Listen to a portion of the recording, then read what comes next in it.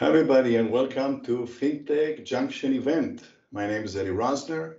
I'm the Chief Product and Technology Officer for Finastra, and we'll be talking for the next 20 minutes about open finance and banking as a service. So, the future of finance is open is the tagline for Finastra. We believe that the future of finance is open, and we've taken several initiatives to actually play in this open space. Everybody is familiar with the quote from Bill Gates from 1994, where the world needs banking, but it doesn't need banks. Well, that raises a few interesting questions. What's the future of the physical branches of the bank? What's going to happen to the digital channels of the bank? And the ultimate question, maybe, are banks going to become ghost banks? Ghost bank, what is that? Well, we can learn from what happened in other industries.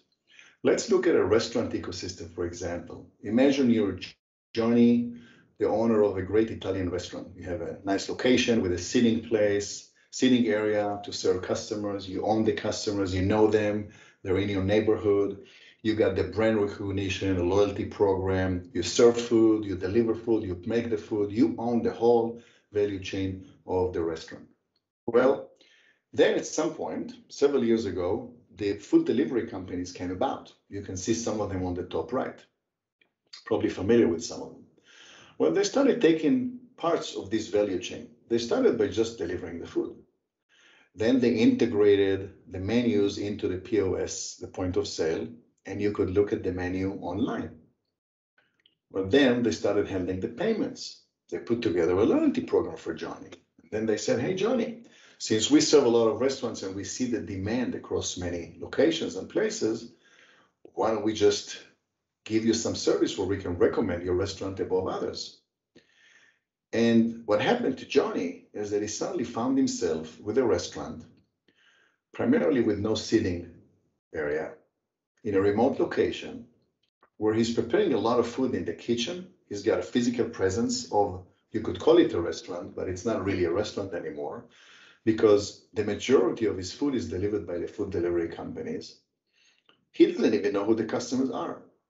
As a matter of fact, Johnny is paid by the food delivery companies. Well, an interesting analogy is what's happening in the bank ecosystem. The bank used to own everything. The core, the ledger, the customer relationship. They were the custodians of the data. They managed our finance, they provided us with advisory services and everything else. Well, a few years ago, fintechs, as well as big techs, started to disintermediate the financial banking industry and provide services that traditionally were provided by banks. So the banks are now at a point where they have to make a decision. How are we going to continue to own the customer relationship? What type of services do we need to provide? How will our physical branches look? Do we even need physical branches? And if we only have a digital channel, what do we provide? Are we going to just be relegated to provide the core, the ledger, and the custodians of data? So we're just plumbing? That's a question that every bank needs to ask itself, because many of the activities, many of the services that are provided by financial institutions have been relegated to being provided by other companies. So, what banking as a service, let's look at a couple of use cases to understand what it is. And as I show you those examples, please try to think about the role of the bank here. And you'll see that for the most part, the banks are invisible in this process. In the first case, Alice, the US citizen, is traveling to London. She needs to be admitted to a hospital and file an insurance, file a claim for her insurance, and she needs to pay the claim. What needs to happen is that first the application needs to check whether there's enough money in Astra's account to pay the claim. Is Astra integrated to the hospital to be able to pay? If it is, then transfer the funds and then give Alice the capability to track and support the payments. Well, Astra Insurance app, Alice logs in on the bottom left. On the top, you can see that there's an active claim that she can file, a trip to London. She is in some description of the claim as well as uploading some documentation. She wants to pay the hospital directly. She clicks on the pay them on the bottom left. She puts in the details of the bank. She didn't have to put those because the integration happened behind the scenes. She just had to start putting the details of the hospital, and all the other details just popped up. And then she submits the claim, and voila, money is being paid from Astra Insurance to the hospital in London. Where was the banks or the insurance company or the hospital in this use case? Pretty much invisible, but they definitely had a role to play here. Another use case is Benny, who's working for DHL as a driver, and Benny wants to get a cash advance payment on his paycheck. Well, first we need to check that DHL has a credit line. We need to actually set up a loan for Benny. And how will Benny pay the loan back? Because we're integrating the loan into the wage system. ADP is one of the brand names that does that. And we essentially have to push payment, the actual money that Benny wants to get, into Benny's account. So again, Benny logs into the DHL app. He logs in on the bottom left. He wants to get access to unpaid wage. He sees that he's eligible for $1,340. He chooses to get paid $1,000 in advance, and he wants the money to be paid to his card. He scans his card. All the card details are uploaded. He submits the claim, and money is transferred to his accounts, a process that takes minutes. Again, the bank was relatively invisible in this process. Let's look at the market dynamics, the market drivers that actually are cause banking as a service and embedded finance, contextual finance to happen. Market is pulling, there's competition, technology, and there's an outside-in thinking, which we'll talk about in a minute. But companies have started to adapt to the new normal that was brought on by the pandemic. It forced everyone to undergo a digital shift toward online transactions. Above all, it's the customer expectations that were elevated, where they expect a service that is embedded into their usual day-to-day lives. It's in the context that they're used to, and they don't want to switch from one app to another. Furthermore, they don't even care much about how their tasks are accomplished as long as they're personalized. On the left side, you can see the market has gone where the banks have invested billions of dollars in infrastructure. And now, that infrastructure, those services are in many cases sub-optimized and underutilized. Means there are free cycles that can be sold to others. So the banks are saying, hey, how can I turn this cost center into a profit center? From a regulatory standpoint in the middle, the regulators have leveled the playing field. And we can now think of our banking data as available to anyone who's interested, of course, under privacy and security laws. And look at the technology drivers. Advanced analytics, with the amounts of data already leveraged, together with additional data sources like social, census data, transactions, companies can create a superior customer experience. The data offers new monetization opportunities through personalization, or you can call it contextualization of the user experience. APIs and cloud-based technology have given this concept the technical foundation and maturity so it can scale. The keywords to remember are cloud, data, and API. Essentially, the virtually infinite cloud computing co-located with virtually infinite amount of data, where those two components can communicate using an open API, creates an opportunity to do a lot of magical solutions. Another known solution is Google Pay. Well, specifically Googleplex, this is an offering offered by Google, where consumers have a checking account. They're a Google customer, and they have a checking account that's integrated into Google Pay. How are those three use cases of Alice traveling to London, Benny a DHL driver, Googleplex enabled? There's a new technology stack for financial services. There's a new value chain, and it creates a significant market opportunity. We'll start from the bottom left. You have a regulated bank, a regulated FI. We all know how regulated the industry is. Then you have some financial capabilities, deposits, risk management, lending that are delivered through some player in the middle. It could be a platform, it could be a marketplace. And then you have the brands.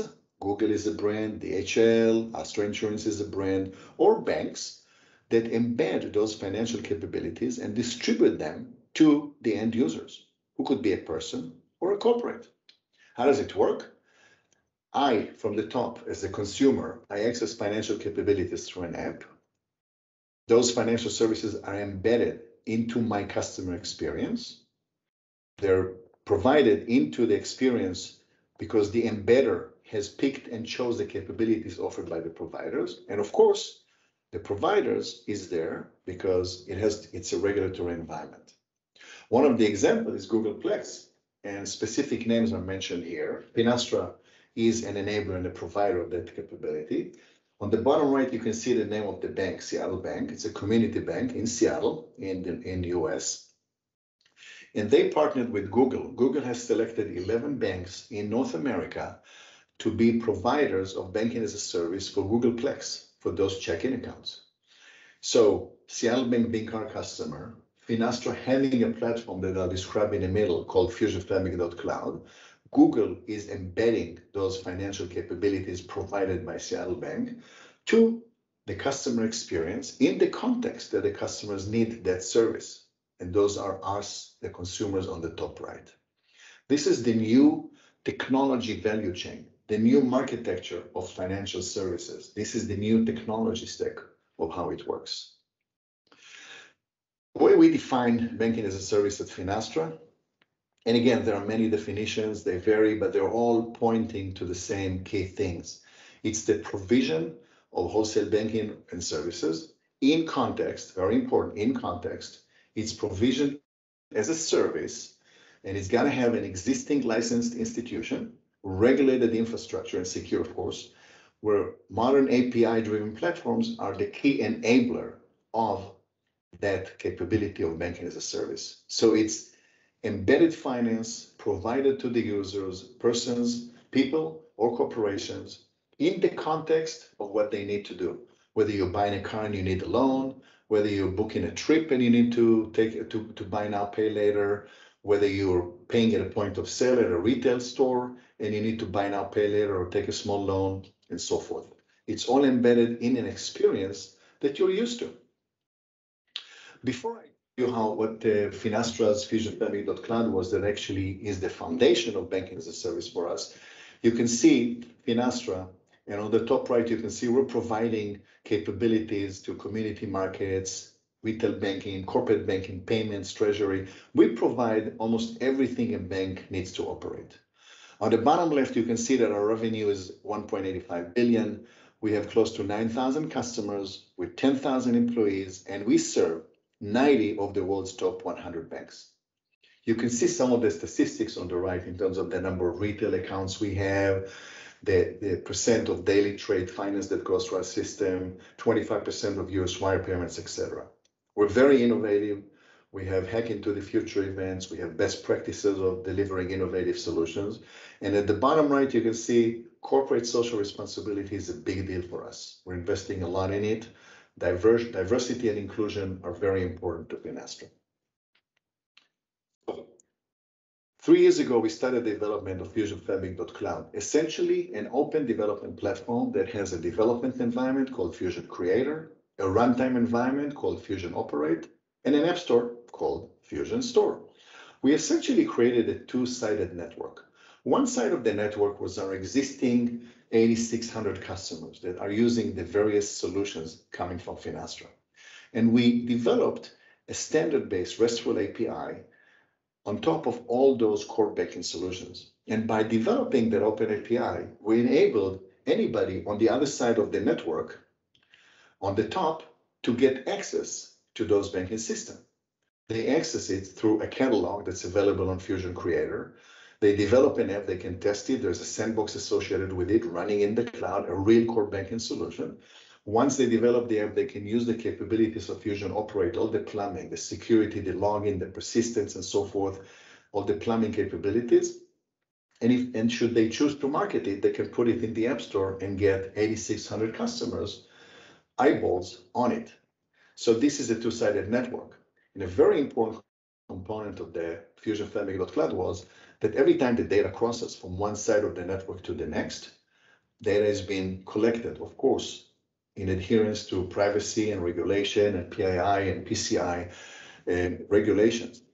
But the more data we have access to, you guys all know, the better the apps are. The better the apps are, more producers at the top want to produce intelligent and innovative apps. so that us and corporations at the bottom that are customers of those banks can use them, those innovative solutions. This is what FusionFabric.cloud was.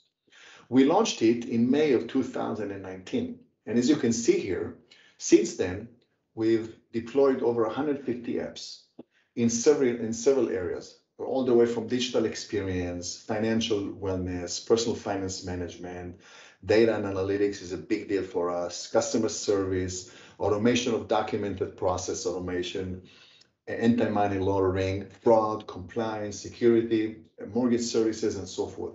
So this is a really rich library of fintechs that we are integrating into FusionFabric.cloud to augment our solutions, to enable our customers to provide more innovative solutions to their customers.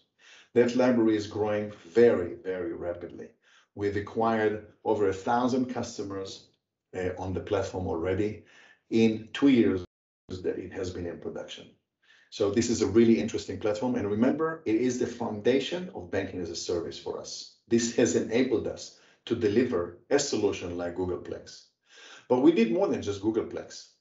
And by the way, that space, that banking as a service, this new technology stack, this new architecture for financial services is offering growth opportunities for all the participants in the new ecosystem. So, for example, we partner with a large credit card processor for a payout service. On the top right, we partner with a large US bank as well as a cross-border payment company to provide an FS marketplace.